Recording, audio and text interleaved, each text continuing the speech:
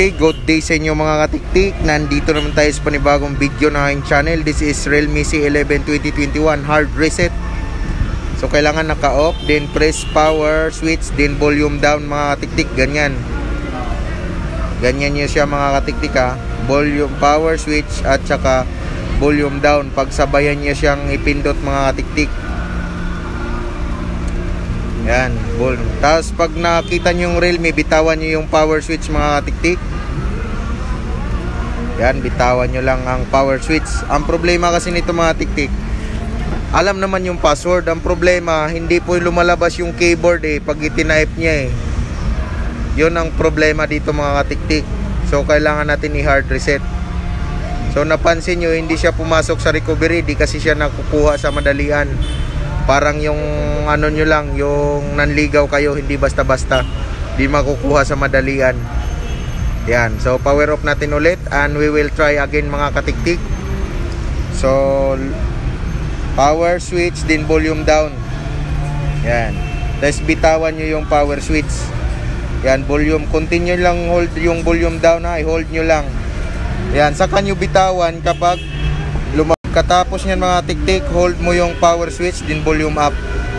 Hold mo yung power switch, din volume up, then volume down na. Hanapin nyo yung factory data reset. So yun, nasundan nyo ba mga tiktik? Napakadali lang, di ba? Basic na basic mga tiktik. Yan.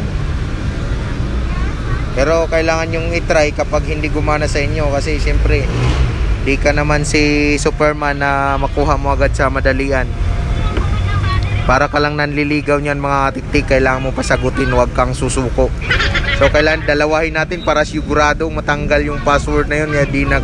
Di nagta-type kasi di lumalabas yung keyboard.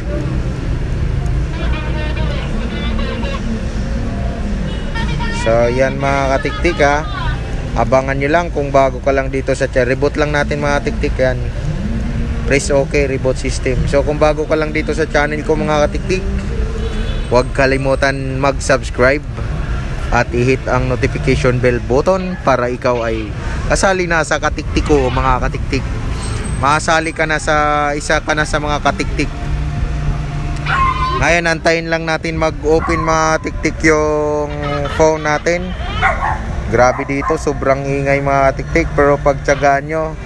Kasi guide lang to mga katiktik, pero sure ball naman po ito. May mga aso pa dito. Kahol-kahol pa yung aso. So huwag kalimutan katiktik ha. Huwag kalimutan mag-subscribe. Antayin lang natin magbukas. Yan o, Realme C11. Realme C11 2020, yung RMX 3231. So kapag may Google mga katiktik, Google account, ang pagtanggal po sa Google account, ilagay ko na lang po sa description. Tingnan nyo na lang sa description mga katiktik. Nandyan po yung guide kung paano po i-remove ang Google account. In case lang po kung hindi na po alam yung Google account. Pero ito kasi alam yung Google account nito mga katiktik Kaya ipapa-enter ko na lang po sa mismong may-ari po mga katiktik. Papa-enter natin yung Google account. So kayo kung nakalimutan nyo yung Google account nyo, Gmail, yung nilagay nyo po sa mismong Play Store, yung pinakaunang nilagay nyo na Gmail is yun yung hihingin niya.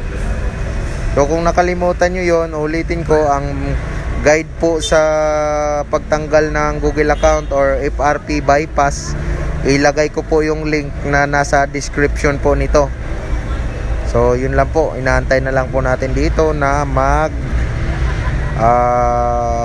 magbukas yung phone. So marami pa tayong mga related videos dyan. I-click nyo lang yung channel ko mga tiktik at hanapin nyo yung videos. Tingnan nyo na lang kung ano yung nararapat na videos para sa inyo mga katiktik. So kung hindi nyo talaga kaya, kung ikaw ay hindi mo talaga kaya magganyan, mag-reset mga katiktik, pwede ka naman din bumisit sa shop namin. Bisitahin mo ang shop namin mga katiktik. Mag-PM ka lang sa Facebook page namin na tiktik page mga katiktik. Okay, huwag kalimutan mga katiktik ha. naway makatulong to sa inyo mga tiktik ang simpleng tips. Medyo natatagalan nag-loading yung ano. Try natin palitan ng wifi. Change wifi tayo mga tiktik. Mukhang alanganin yung isa eh. Tagal ng loading. Abutin tayo ng 10-10 doon. Ano, RMX 3221. So antayin na lang natin mga katiktik.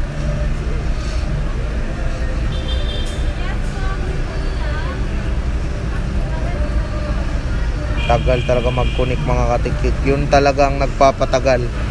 Nag-connect na yan mga tiktik, tapos na sana yan mga tiktik eh. Don't copy. So huwag kalimutan ulit mga katiktik ha, mag-subscribe. So yan, naka Google account po siya mga katiktik. Loading po siya ang Google account. Ayan po. So this case, alam naman yan, naka Google po siya mga katiktik. O, kitang kita naka Google. So kapag nakalimutan yung Google, nasa description lang po ang link. Maraming salamat sa panonood katiktik.